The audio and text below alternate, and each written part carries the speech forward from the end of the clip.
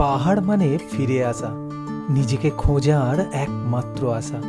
যেখানে মন পায় নারীর টান, সেখানে পাহাড় গায় নির্জন গান।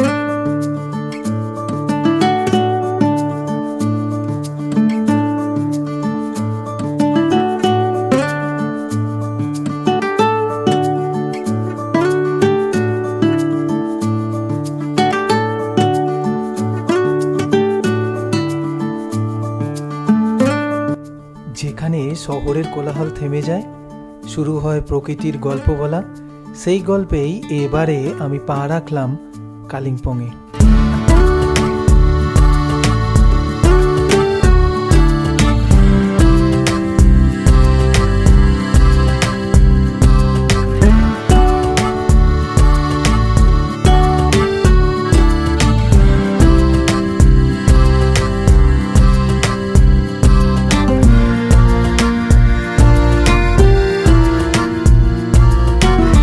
এখানকার ঠান্ডা হাওয়া, মনস্ট্রির শান্ত ধ্বনি আর বিস্ময় জাগানো ভিউ সবকিছু যেন বলে দেয় সময় একটু ধীরে হোক, জীবন একটু থেমে যাক।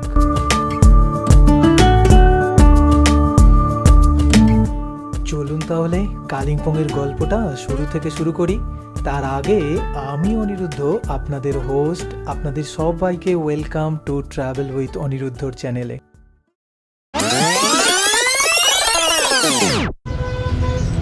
বাইক রেন্ট আমার নেবার কথা ছিল শিলিগুড়ি থেকে, নিউ জলপাইগুড়িতে নেবে ডিসিশন চেঞ্জ হয়েছে।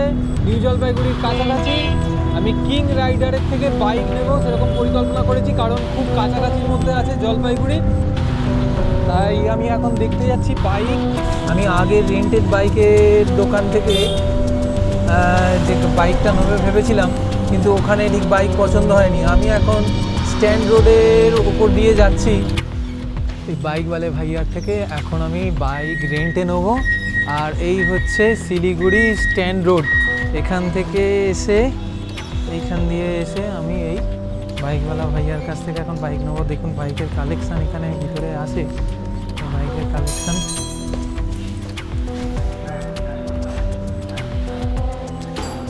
অ্যাভেঞ্জারটা একবার ট্রায়াল করে দেখি, অ্যাভেঞ্জারটা নেবার ইচ্ছা আছে।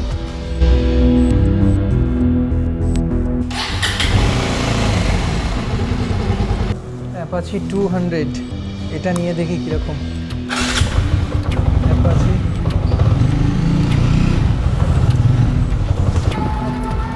আজকে বাইক রেন্টের চক্করে পুরো প্ল্যানটা ভেস্তে গেছে। কারণ কেন, আমি দোলের আগের দিন এসেছিলাম বলে একটাও ভালো বাইক ছিল না। আর যে কটা গাড়ি ছিল তার কোনোটা ব্রেকের সমস্যা, তো কোনোটা লাইটের প্রবলেম। তবে এখানে আসার 5 থেকে 6 দিন আগে এখানের বাইক বুক করে রাখলে ভালো বাইকের সুবিধা পাওয়া যায়। আসলে না, আমার টিকিটটাই কনফার্ম হয়েছে দোলের আগের দিন, তাই একটু অসুবিধায় পড়তে হয়েছে। আর কারোর কাছে বাইক নেই, আর এদিক ওদিক ঘুরতে ঘুরতে এখন সময় হয়ে গেছে 4:08। ভাবুন, 1:30 থেকে আমি ঘুরছি, 4:08 হয়ে গেছে। কখন যাবো আমি বুঝতে পারছি না। আকাশের যা পরিস্থিতি দেখে প্ল্যান চেঞ্জ করতে হলো। এখন পানি ট্যাঙ্কির কাছে যাচ্ছি, বিধান বাজার পানি ট্যাঙ্কি, সেখান থেকে বাস বা বোলেরো কিছু একটা করে নিতে হবে। ঘড়ি বলছে 4:32। ভাগ্যে আমার আজকে এই বোলেরো গাড়ি জুটেছে, শেয়ার কার করে যাচ্ছি। এখন গিয়ে কখন পৌঁছাবো জানি না। এক্সপিরিয়েন্সটা খুবই খারাপ, কারণ আমি এসেছি হোলির ঠিক আগের দিন। একটা প্ল্যান করে বাড়ি থেকে বেরোনোর পর যদি প্ল্যানটা সাকসেসফুল না হয় অনেকটা কষ্ট লাগে। সেরকমই আমার আজকে বেশ কষ্ট লাগছে। আমি ভেবেছিলাম এখান থেকে গাড়ি করে মানে বাইক রেন্ট করে যাব, কিন্তু কোনোটাই সাকসেসফুল হলো না। এখন টাইম হয়ে গেছে 4:38। তো এখন আর কোনো মতেই সম্ভব নয়। আমার 2 ঘন্টা 2.5 ঘন্টা লাগবে, প্লাস জ্যাম নিয়ে আর ধরে রাখতে হবে 3 ঘন্টাই লাগবে।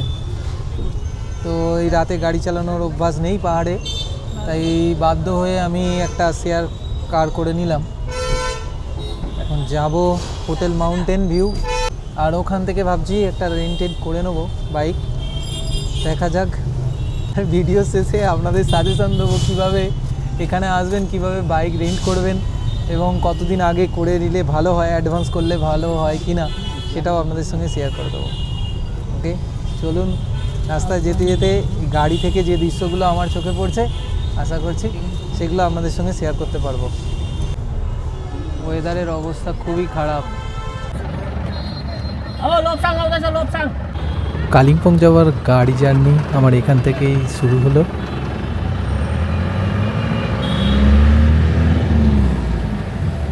আমি যেখান থেকে এই শেয়ার ক্যাবটা নিলাম সেখানে ড্রাইভার দাদা বলছিল জায়গাটার নাম বিধাননগর বা পানি ট্যাঙ্কি।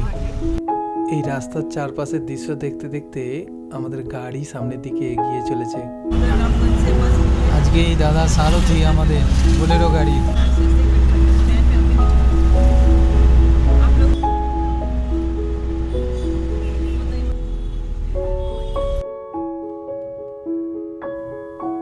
এই শহরের মধ্যে দিয়ে যাচ্ছি আর দেখতে পাচ্ছিলাম রাস্তার চারপাশে বড় বড় শপিং মল, হাউজিং কমপ্লেক্স, সব কিছুকে পিছনে ফেলে আমাদের গাড়ি এগিয়ে যাচ্ছে সামনের দিকে।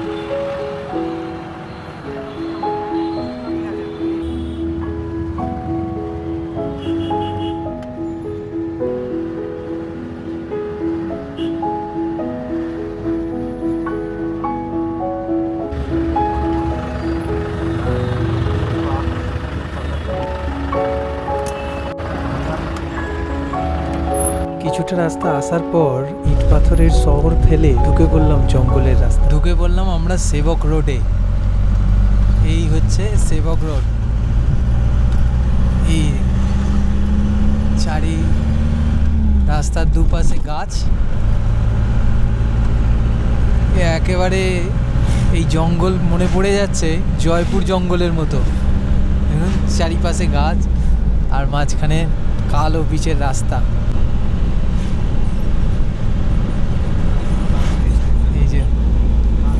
দাদা ড্রাইভ করছে, খুব ভালো ড্রাইভ করছে গাড়ি।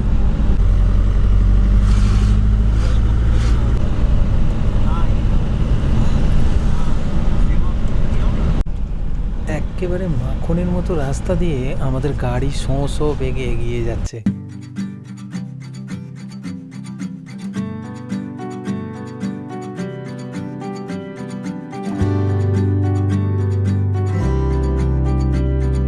छोटी छोटी राहें मिलके कहीं दूर दूर मंजिल पर जाएगी। कभी छाँव छाँव कहीं धूप सताएगी। लंबी लंबी दूरी यूं ही चलते चलते कम होती जाएगी। कभी যেটা হয়েছে সেটা ভালোর জন্যই হয়েছে হয়তো। सफर अनजाना सा है, रास्ता बेगाना सा है, हर मोड़ मोड़ पे कुछ नया सा है, हर मोड़ मोड़ पे कुछ नया सा है। सफर अनजाना सा है, रास्ता बेगाना सा है, हर मोड़ मोड़ पे कुछ नया सा है, हर मोड़ मोड़ पे कुछ नया सा है।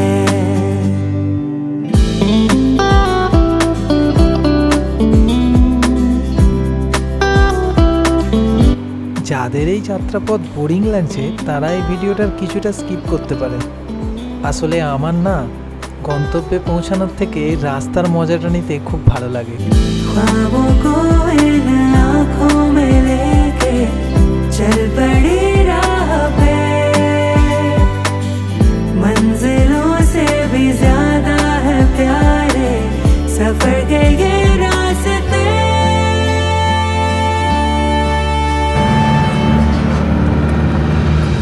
ऊंचे ऊंचे पहाड़ों पे जाके इस दिल की ख्वाहिशें यूं गुनगुनाएंगी। कहीं छाँव छाँव कहीं धूप सताएगी।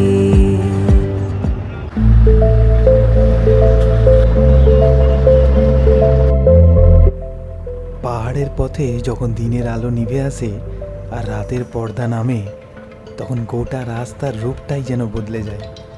গাড়ির জানালায় ভেসে আসে ঠান্ডা হাওয়া আর দূরের পাহাড়ি গ্রামের আলো, যেগুলো অনেকটা আকাশে তারার মতো ঝিকমিক করে।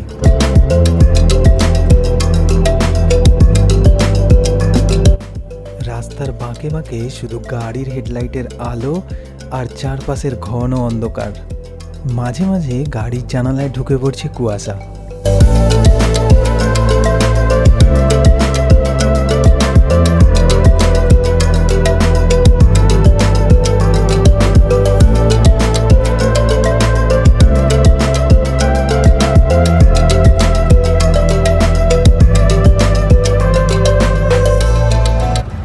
কালিম্পং রাস্তাটা এতটা চড়াই যে আমাদের গাড়ি উঠতে বেশ বেগ পেতে হলো।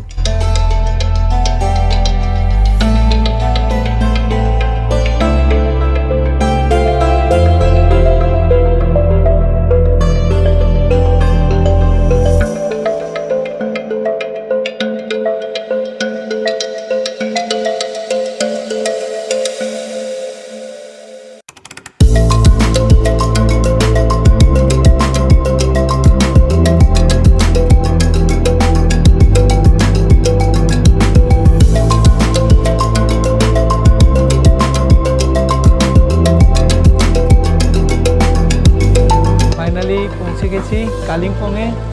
আমার গাড়ি এখানেই ছেড়ে দিয়ে চলে গেল। এরপরে যাব এই যে হোটেলে, এই আমার পিছনে হোটেল মাউন্টেন ভিউ। এই হোটেলটাই আমি বুক করেছিলাম। চলুন ভিতরে গিয়ে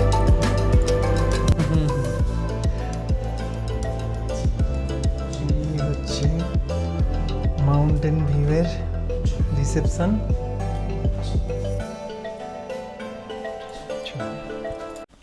এই রুমে ঢুকতেই কি কি পেয়েছি সেটা একটু রুম ট্যুর করে দেখাই আপনাদেরকে। ফাইনালি আমি আমার বুক করা হোটেলে পৌঁছে গেছি। হোটেলের নাম মাউন্টেন ভিউ। আর এখানে পৌঁছাতে সময় লাগলো শিলিগুড়ি থেকে 3 ঘন্টা। আমি শেয়ার কারে করে এসেছি। রুমটা বেশ বড়সড় আর ওয়েল মেনটেন। এখানে দেখতেই পাচ্ছেন সব এখন কার্টেন দেয়া আছে। যেহেতু রাত, আমি বাইরের এখান থেকে দৃশ্যটা দেখাতে পাচ্ছি না। আর এইখানে দেখুন, এইখানে একটা বসার জায়গা, এখানে একটা বসার জায়গা, এখানে বসার জায়গা, এখানে একটা ছোটোখাটো বেড, এইখানে একটা বড় বেড দেওয়া আছে। আর এই হচ্ছে রুমের ডেকোরেশন। রুমটা বেশ বড়, ফ্যামিলির জন্য একদম পারফেক্ট। যেহেতু আজকে আমি সোলো ট্রাভেল করছি। এই হচ্ছে টয়লেট, বেসিক জিনিস দেওয়া আছে, গিজার দেওয়া আছে। টয়লেটটা এরকম। এই হোটেলে আমি 2 রাত থাকছি। আপাতত একটু ফ্রেশ হয়ে নিই। বেশ অনেকক্ষণ আজকে হ্যাপাজার্ড গেছে, কারণ বাইক রেন্ট নেওয়ার পরিকল্পনা ছিল, সেটা হয়নি। আমি শেয়ার গাড়ি করে এসেছি। আর সত্যি কালিম্পং রাস্তাটা কিন্তু অনেক স্টিপ, অনেক হাই। যারা সমতলে চালায় তাদের জন্য বেশ একটু চ্যালেঞ্জিং হয়ে যাবে। গুগলের রিপোর্ট অনুযায়ী কালিম্পংয়ের এখন টেম্পারেচার 16 ডিগ্রি। পার ডে হিসাবে রুমের ভাড়া 1000 টাকা। বাজেট হোটেলের মধ্যে এটা ঠিকই আছে। রাত 9:30 বাজে, ডিনার দিয়ে গেছে। ডিনারটা কমপ্লিট করে তাড়াতাড়ি শুয়ে পড়ি। কালকে সকালে দেখা হবে একটা নতুন সকালে। ততক্ষণের জন্যে গুড নাইট।